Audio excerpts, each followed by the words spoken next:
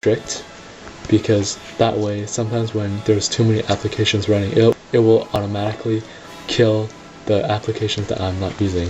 And you can also go here and kill some of the things that you currently are not using, such as the settings which I opened earlier. I can just press it and then it'll be gone, or the more music player, which to my disappointment is still constantly running even though I try to kill it.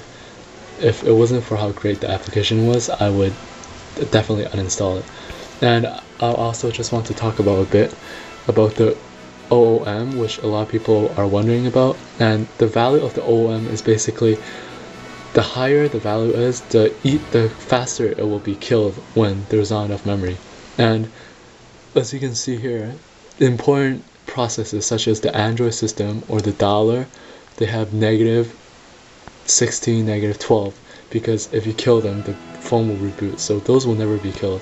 But some of the ones like More Music Player is at 0, or Dialemon ST is at 5, that will be killed first if I don't have enough memory. Also, I'd like to talk about the classification of foreground and background, whereas foreground is using memory and background is not using memory. Or there's one more which is empty, but there's no things right here that are empty right now. The last thing I want to talk about is services, which is a bit different from processes, and processes are the ones that start the service. And these services look a bit of the same, but they are basically a bit different. Sometimes if you kill one of them, then the process will die as well. But basically what I do is, instead of running a task killer, I just open it up if I feel the phone is heating up, and I check to see what's running. And then if I want to kill something, if I see something that I'm not using, I'll just kill it. And that is why I think the AutoKiller optimizer is a lot better. AutoKiller memory optimizer. Another thing I would recommend is to get a startup program manager. And what that is when you start up your phone, there are tons of applications that are constantly running right away. And if you use the startup manager, it will boot right away and automatically disable the programs that are running. Therefore, you won't have to go into the AutoKiller memory optimizer program right away to kill it. It'll just automatically do it. But like I said, this AutoKiller is already the best because you don't have to do anything except to set a preset such as strict or optimum or moderate, and it will already do its own thing. There's also other suggestions where people just tell us to leave it, because Android apparently also has an AutoKiller where if it is full on RAM, then it will automatically kill services and processes. The only thing is that a lot of people want to keep some RAM free, which you can see I have 67 right now, but technically the more free RAM there is, it's just wasted RAM. It's just that people want to keep things free. And the next two applications I'm going to talk about is going to require a root. And the difference with a root is that you can set your CPU to run faster or slower. There are websites out there on the internet that will tell you how to root your phone. The first application I'm going to talk about is the SetCPU. And SetCPU is already infamous. I mean, it's already renowned on the Android market because it is actually very innovative. What it does is that you can maximize or minimize your CPU capacity to the most and to the least. And the key to using SetCPU is to use it along with the overclocking application.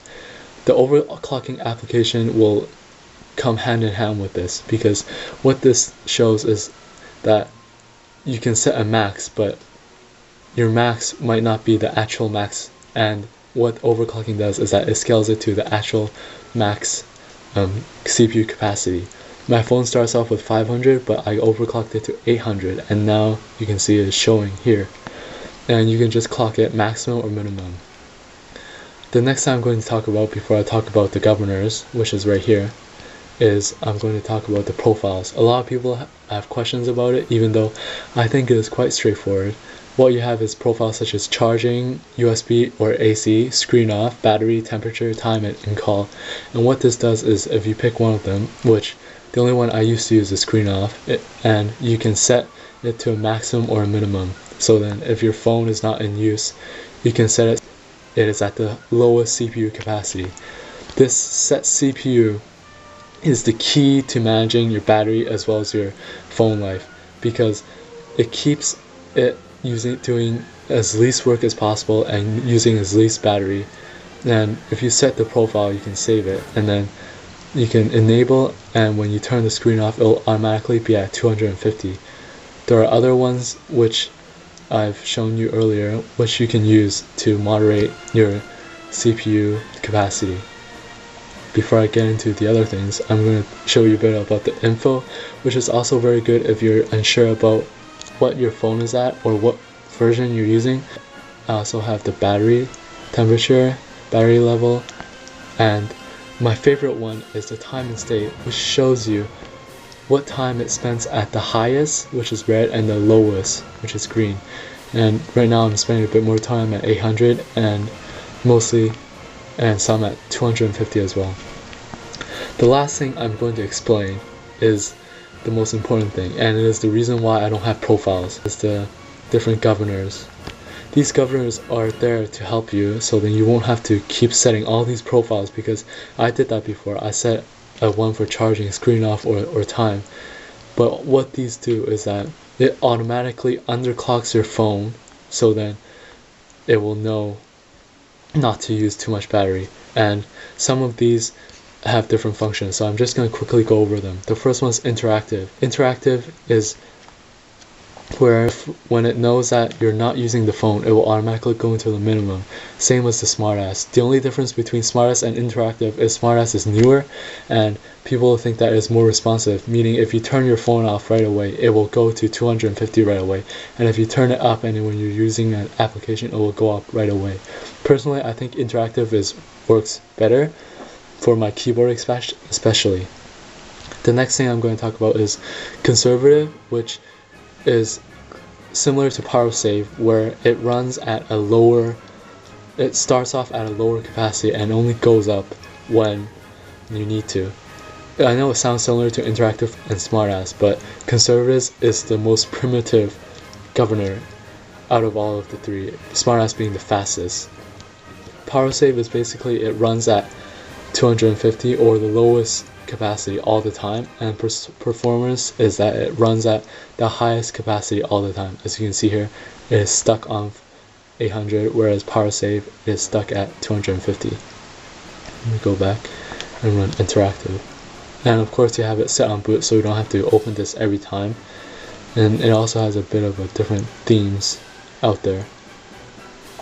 But anyways, that is why SetCPU is easily the best application out there to manage your phone. The last thing I'm going to talk about is phone battery. Before I get into how to save battery, I'd like to talk about two apps. The first one is the battery indicator app. I know there are a lot of battery indicator apps out there, and I believe that Battery Indicator Pro is the best because it is simple, which I love because I love simplicity, and you can set the color and the themes out there. And what it does is that you can view the battery use easily just by opening the app instead of going into the settings and viewing it there, because that'll be a lot more difficult.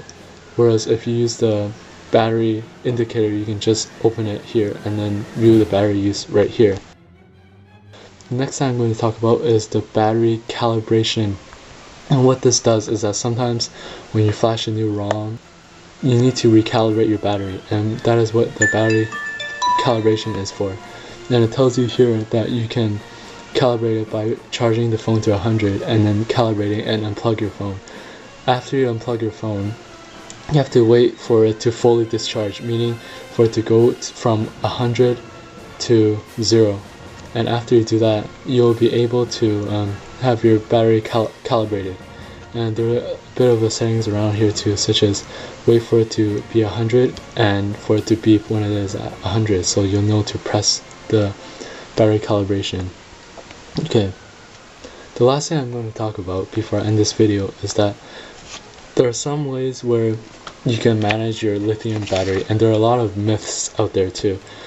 The first myth is that they say that you should always let the phone discharge to 0, and that is not true, because that only applies for nickel batteries, but most of our phones are running lithium-ion batteries, and for lithium-ion batteries you do not need the phone to discharge to 0. Discharging to 0 will only do damage to your phone, which is not good. What you do is, when you reach around 50 to 40%, you should go back and charge your phone right away, because the more you have it at lower than 50 or 40, the more damage it does to the phone. The only time you should discharge your phone is around once a month, because of the battery calibration. It needs to keep itself knowing how long it takes for the phone to discharge, and that is the only reason why you should discharge your phone. Another thing is that sometimes when your phone gets too hot, then you can use SetCPU and start the profiling, which is for the temperature when it reaches over whatever you want. So when it reaches over 0 or when it reaches over 80. So if you use that, then when the battery goes too high, then you can have that running. When the battery reaches around 50 to 60 degrees, that is when it will do harm to your battery. So once it reaches there, it is good to give your phone a rest. And I think so far that is all I can come up with on the top of my head on how you can optimize your phone. Once you have all these settings tweaked, such as the animation or the auto syncing and the power saving and no widgets, your phone will become very fast. Even if your phone is a bit older, and in my case my phone is around a year old, running quite primitive specs already, and it is still able to run a CM6. So that is only because I have all these apps which are helping me to keep the phone up to speed and running the applications that are out there today. Anyways, thank you for watching. This is Android User, and I will see you next time.